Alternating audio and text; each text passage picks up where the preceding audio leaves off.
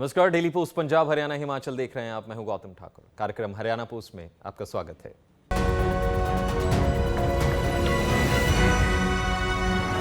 एक बेहतरीन सोच के साथ मुख्यमंत्री हरियाणा मनोहर लाल हर वर्ग के लोगों के बेहतर भविष्य के लिए काम कर रहे हैं और इस बात का प्रमाण देती है हरियाणा सरकार द्वारा चलाई जा रही योजनाएं। हरियाणा की मनोहर सरकार उन परिवारों के साथ खड़ी है जो मजबूर हैं, लाचार हैं, गरीब हैं, जिनकी सालाना आय 1 लाख से कम है। ऐसे परिवारों के लिए मनोहर सरकार ने हरियाणा अंत्योदय परिवार उत्थान योजना 2023 शुरू की, जिसके तहत इन परिवारों को अपने पैरों पर खड़ा करने के लिए सरकार हर प्रकार से मदद भरे हाथ उनकी ओर बढ़ा रही है। हरियाणा पोस्ट के तहत देखिए इस रिपोर्ट में। जीवन में हर इंसान चाहता है कि वो कड़ी मेहनत करे और अपने जीवन स्तर को बेहतर बनाए, लेकिन कई कारणों से कई परिवार इस समाज की दौड़ में पीछे रह जाते हैं, जिनके लिए अपना जीवन यापन करना भी बहुत मुश्किल होता है। मजबूरी, लाचारी, गरीबी से जूझ रहे हरियाणा के परिवारों के साथ खड़ी है मनोहर लाल सरकार। हमेशा समाज के अंदर आर्थिक दृष्टि से देखा जाए तो कई वर्ग रहते हैं और एक वर्ग ऐसा है जो किन्हीं भी कारणों से अपनी आर्थिक स्थिति को शायद सुधार नहीं पाया, पीछे रह गया।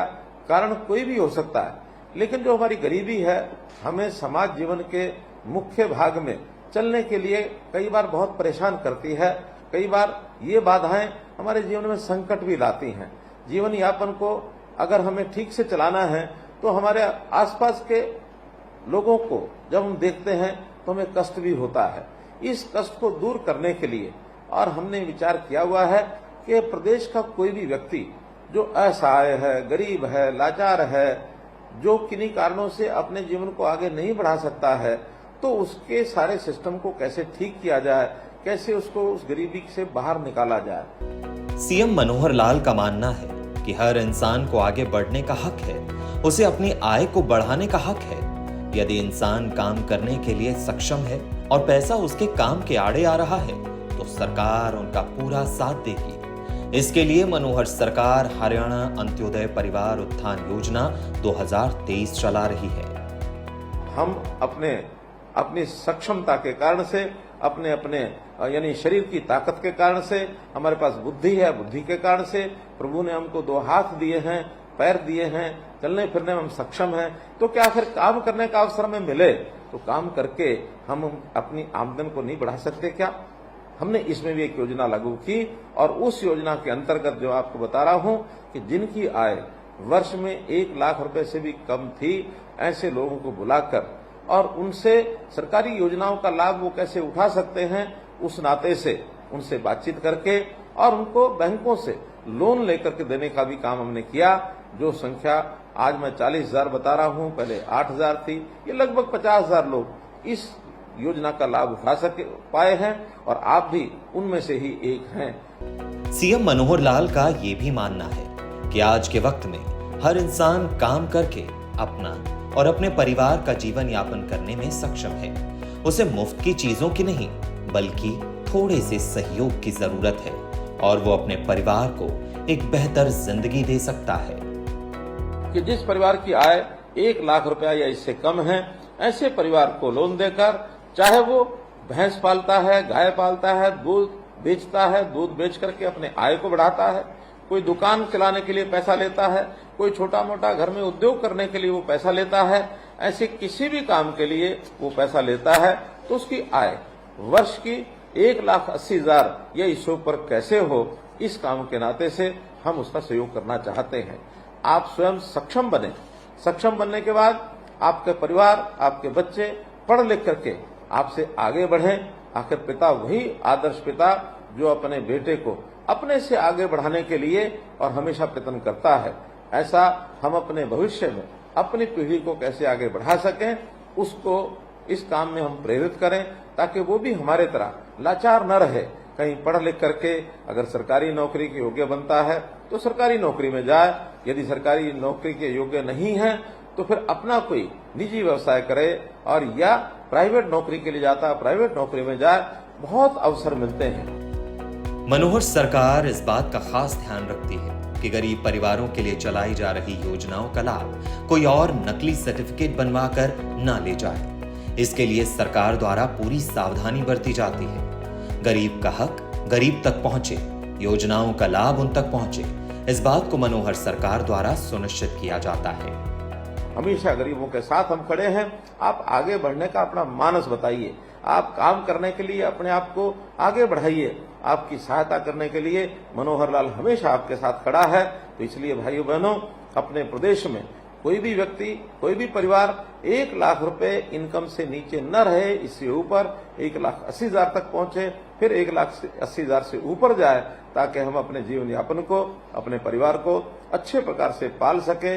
इतना ही निवेदन करते हुए मैं आप लोगों का पुनः बहुत स्वागत भी करता हूं, बहुत धन्यवाद भी करता हूं और आपसे आशा करता हूं कि आप जो काम करने के लिए आगे बढ़े हैं, सफलतापूर्वक इसे करें। उस पैसे का उपयोग अपनी आमदन के लिए बढ़ाने के लिए ही करें। ये योजना मुख्यमंत्री मनोहर लाल की गरीबों के प्रति खास झुकाव और उनके जीवन को बेहतर बनाने की ललक की ओर इशारा करती है। मनोहर सरकार चाहती है कि हर गरीब तक उसका हक पहुंचे और उसके भी परिवार में खुशहाली आए। मुख्यमंत्री मनोहर लाल की हरियाणा में चल रही सरकार पूरे पारदर्शी ढंग से काम करते हुए अनेकों ही योजनाओं का लाभ जो है वो जनता तक पहुंचा रही है, लेकिन पूरी ईमानदारी के साथ गरीब का हक उस तक पहुंचे और आम जनता को भी अपने कामों के लिए किसी तरह की परेशानी ना हो। गरीब वर्ग के लोग हों या पिछड़ी जाति के साथ साथ जो है वो बात अनुसूचित जाति की ही हो, तो PPP यानी कि परिवार पहचान पत्र की सेवा दी जा रही है। हरियाणा पोस्ट के तहत देखिए इस रिपोर्ट। मुख्यमंत्री मनोहर लाल की महत्वाकांक्षी योजना परिवार पहचान पत्र योजना बड़े काम की, पूरे परिवार की जानकारी करवाता है उपलब्ध PPP। मुख्यमंत्री मनोहर लाल की दृढ़ इच्छा शक्ति के चलते कई योजनाएं हरियाणा सरकार की ओर से धरातल पर उतारी गईं, वो भी जन कल्याण की भावना और उसके जीवन को आसान बनाने के इरादे से। इसी सोच को आगे बढ़ाते हुए हरियाणा में परिवार पहचान पत्र योजना को लागू किया गया और इसका सीधा फायदा हरियाणा के लगभग 54 लाख लोगों तक पहुंचेगा। परिवार पहचान पत्र की बहुत चर्चा पहले होती रही है। परिवार पहचान पत्र वास्तव में एक ऐसा एक विषय बन चुका है जो गरीब परिवार के लिए घर बैठे उसकी सुविधाएं ये देता है। 397 योजनाएं और सेवाएं इसके साथ जुड़ी जा चुकी हैं कि जो भी सत्यापित जितने भी उन परिवारों की जानकारी है उसके हिसाब से उनको सब चीजें देते हैं। जैसे अभी तक जो हमारा बैकवर्ड क्लास सर्टिफिकेट था वो PPP में सत्यापित जाति और जाति की श्रेणी के आधार पर उसको प्रोएक्टिव तरीके से ये पहले जारी किए जा चुके हैं, लेकिन एक केंद्र सरकार की आवश्यकता में OBC का अलग से एक प्रमाण पत्र होता है। ये हमारा BC का प्रमाण पत्र है, वो मिलता है जिसकी आय 6 लाख रुपया वार्षिक से कम है, जो एक लगी हुई है क्रीमी लेयर, लेकिन केंद्र सरकार की ओर से वो क्रीमी लेयर 8 लाख रुपया है। तो अगर केंद्र सरकार की ओर से उनको चाहिए तो OBC प्रमाण पत्र 8 लाख से नीचे है तो उनको वो जारी किया जाएगा। वो पोर्टल जो है आज जो जिसको हमने लॉन्च किया है, अभी तक इन सब तरह के जो प्रमाण पत्र दिए जा चुके हैं उसमें कुछ मैं संख्या बता देता हूँ। पिछड़ा वर्ग के लिए 4,76,000 प्रमाण पत्र अभी तक दिए जा चुके हैं। अनुसूचित जाति के 7,04,000 अनुसूचित जाति प्रमाण पत्र ये इशू किए जा चुके हैं। ये सारी प्रक्रिया एक प्रकार की फेसलेस और पेपरलेस, ऐसे एक पारिवारिक ID केवल उसको डाउनलोड नहीं उसको दर्ज करनी होती है और जो प्रमाण पत्र चाहिए उसको दबाएगा तो उसको अपने आप सत्यापित वो जो मिल जाता है प्रमाण पत्र। यानी कोई भी प्रमाण पत्र देने के लिए जो प्रक्रिया है कि पहले स्वघोषित जाति जो भी है उसकी वो पहले ली जाती है, बाद में उस सारे डाटा को हम पटवारियों को भेज देते हैं और पटवारी उसको सत्यापित करके हमको लौटाता है, तो सत्यापित जाति को उसकी दर्ज हो जाती है। क्योंकि एक बार कोई जाति है तो दर्ज होने के बाद हमेशा हमेशा उस परिवार को काम आती रहती है। ऐसा पहले हर व्यक्ति हर चीज के लिए अलग से प्रमाण पत्र बनवाता था, आज पूरे परिवार की जो एक सर्टिफिकेट है वो परिवार के किसी भी सदस्यों को वही सर्टिफिकेट जाके कहीं उपयोग करना है तो वो काम आ जाएगा। इसमें चाहे वो SC है, BC है, DNT है, टपरीवास है, तो ये सब उसके अंदर आती हैं। PPP की यह योजना आज लाखों लोगों को लाभ पहुंचा रही है और जन कल्याण के काम करने का सिलसिला यूं ही चलता रहेगा मुख्यमंत्री मनोहर लाल की अगुवाई में चल रही हरियाणा सरकार का ये ही मानना है।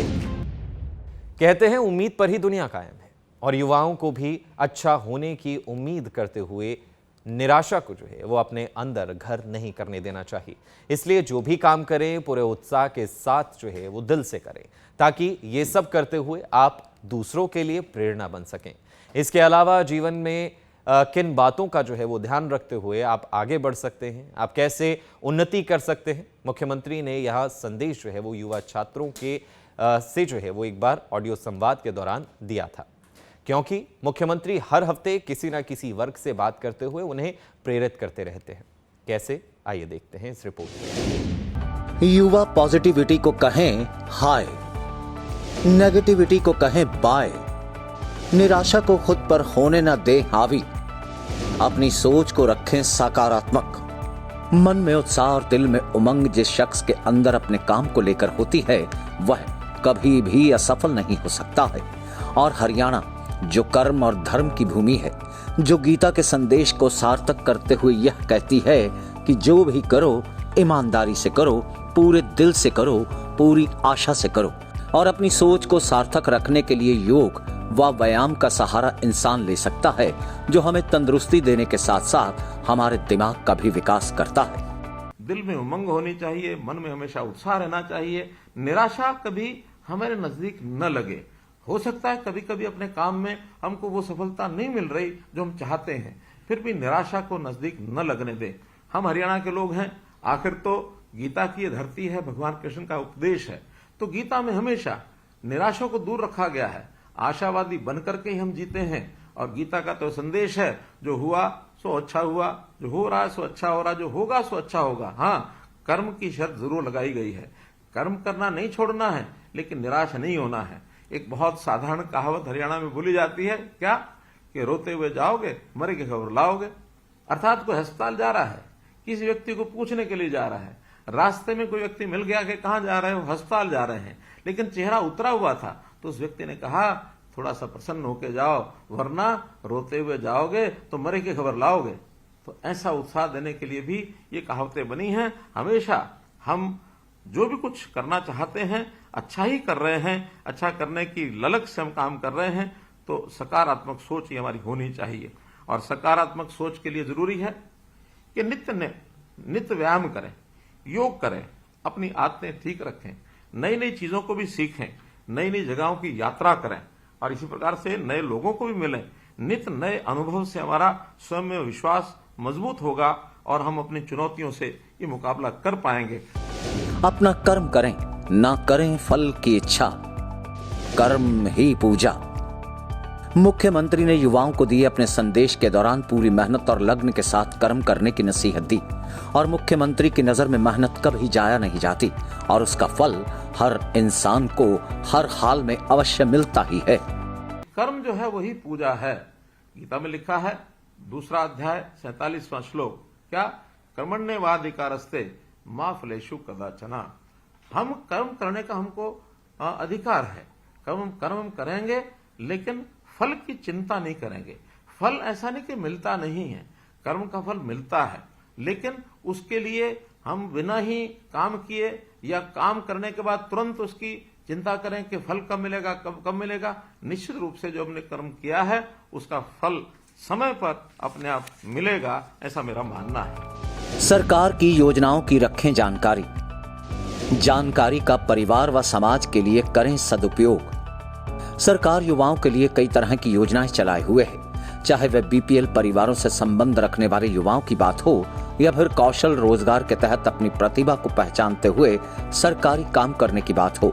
सरकार युवाओं के लिए कई तरह की योजनाएं व कार्यक्रम चलाते हुए उन्हें जीवन में आगे बढ़ने के अवसर प्रदान कर रही है और इन योजनाओं का इस्तेमाल वह अपने लिए, अपने परिवार व समाज के लोगों के लिए भी कर सकता है। 9वां बिंदु जो मैं आपके सामने रख रहा हूं वो ये है कि आखिर सरकार जनहित के बहुत कार्य करती है, युवा वर्ग के लिए भी कार्य करती है, तो निश्चित रूप से आप सरकार की नीतियां और कार्यक्रम उनकी भी जानकारी रखें और ये जानकारी का सदुपयोग आपको अपने लिए भी करना है, परिवार के लिए भी करना है, समाज के लिए भी करना है और राष्ट्र को आगे बढ़ाना है। मैं तो आपको आह्वान करता हूं कि हम सब मिलजुल करके प्रदेश को आगे ले जा सकते हैं, जहां सबके लिए सुख का रास्ता, आय है, रोजगार है, अथवा उसका शरीर, स्वास्थ्य, शिक्षा, स्वावलंबन, इन सब की चिंता हम लोग मिलकर के करेंगे। आपका हमको साथ चाहिए। टेक्नोलॉजी के सहारे जीवन में बढ़े हैं आगे। सोशल मीडिया को बनाएं कारगर हथियार। व्यापार बढ़ाने और काम पाने में हो सकता है सहायक। युवाओं से ऑडियो संवाद करते हुए मुख्यमंत्री ने सोशल मीडिया के महत्व पर प्रकाश डाला और युवाओं को इससे जुड़कर अच्छी जानकारियां हासिल करते हुए उसके अनुसार काम करना चाहिए, इस बात को मुख्यमंत्री ने अपने संवाद के दौरान कहा। और साथ ही उन्होंने युवाओं को नसीहत दी कि सोशल मीडिया पर चल रहे ट्रेंड से भी अपने आप को बचाकर रखना है। मसलन गीतों के जरिए मार धाड़ व गन कल्चर की जो बातें होती हैं, उसके बहकावे में आकर अपने आप को पथ भ्रष्ट ना करें। सोशल मीडिया हर तरह के लोग हैं। अब वो सोशल मीडिया हमारे लिए आजकल एक ज्ञान वृद्धि का साधन भी बन सकता है। सोशल मीडिया हमारे व्यवसाय का भी साधन बन सकता है। लेकिन सोशल मीडिया पर कुछ शरारती लोग अफरा तफरी फैलाने के लिए बहुत कुछ करने लगे हैं। उनके बहकावे से भी हमको बचना है। जीवन में दो करेंसी बड़े काम की, इसी करेंसी को इकट्ठा करें युवा। परफॉर्मेंस करेंसी को संजोएं, रिलेशनशिप करेंसी भी करें जमा। मुख्यमंत्री ने युवाओं को संदेश देते हुए इस बात को भी रखा कि धन दौलत के पीछे दौड़ने की बजाय युवा दो तरह की करेंसी जमा करने पर जोर दें और इस बात को समझते हुए लोगों की उम्मीदों पर खरे उतरें, वो भी अपना काम करते हुए। और दूसरी करेंसी होती है रिलेशनशिप करेंसी, जिसे सभी के साथ मिलकर काम करते हुए सफलता हासिल की जा सकती है। 12वां बिंदु है वो है कि हम कई बार धन दौलत की दौड़ में उसकी करेंसी में उस करेंसी को इकट्ठा करने में लग जाते हैं।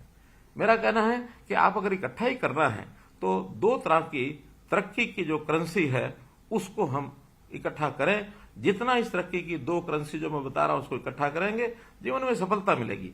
पहला है परफॉर्मेंस करेंसी, कि हम कितना परफॉर्म करते हैं। उस परफॉर्मेंस को सब लोग याद भी रखेंगे, हमको भी इकट्ठा कर, हम अपनी उस करेंसी को इकट्ठा करके रखेंगे कि हमने इतना परफॉर्म किया, इतना काम किया, ये किया, उसको याद रखते रहें, उसको लिपिबद्ध करते रहें। उसको बेशक उसके लिए हमें किताबें भरनी पड़े भरें, लेकिन इस करेंसी को हम इकट्ठा रखें और अपने जो काम जो है, अपना काम जो है, लोगों की उम्मीद जो हमसे होती है उससे और बेहतर करें। चाहे एक कदम आगे चलें, थोड़ा बेहतर करें, लेकिन जो उम्मीद लोग करते हैं उससे थोड़ा बेहतर करें। और इसके साथ दूसरी करेंसी है वो हमारी रिलेशनशिप करेंसी। हमारे दूसरों से संबंध कैसा है, अपने संबंध ज्यादा लोगों से बनाएं और लोगों से अच्छे सरोकार रखें।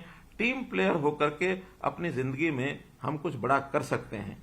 तो इसलिए जहां कहीं मुझे टीम के साथ चलना है, टीम के अंदर चलना, टीम के साथ चलूंगा।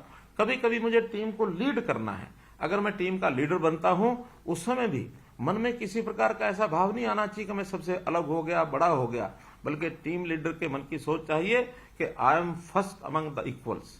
13वीं जो बात मुझे आपको कहनी है वो है कि हमेशा खुश रहना सीखना चाहिए। और ये खुश रहने की कला वास्तव में हमको बच्चों से सीखनी चाहिए। बच्चों में जो कुछ गुण होते हैं उसमें एक गुण होता है वो हमेशा खुश रहता है, वो कभी निराश नहीं होता है, कभी उसको चिंता नहीं होती है। हाँ, कोई इच्छा होगी, आवश्यकता होगी तो थोड़ा रोएगा, माँ उसको कोई चीज देती है तुरंत प्रसन्न होगा, खुश होगा। तो बच्चे की आदत खुश रहने की जरूर उनसे सीख लेनी चाहिए। और जब हम खुश रहेंगे हमारे मन का तनाव ये समाप्त होगा। आनंद और उत्साह के साथ हम गर्व की ज्यादा और उदासी, चिंता और गुस्से की अनुभूति कम करेंगे। फिलहाल आज के कार्यक्रम हरियाणा पोस्ट में इतना ही। मुझे यानी गौतम ठाकुर को दीजिए इजाजत और देखते रहिए डेली पोस्ट पंजाब, हरियाणा, हिमाचल।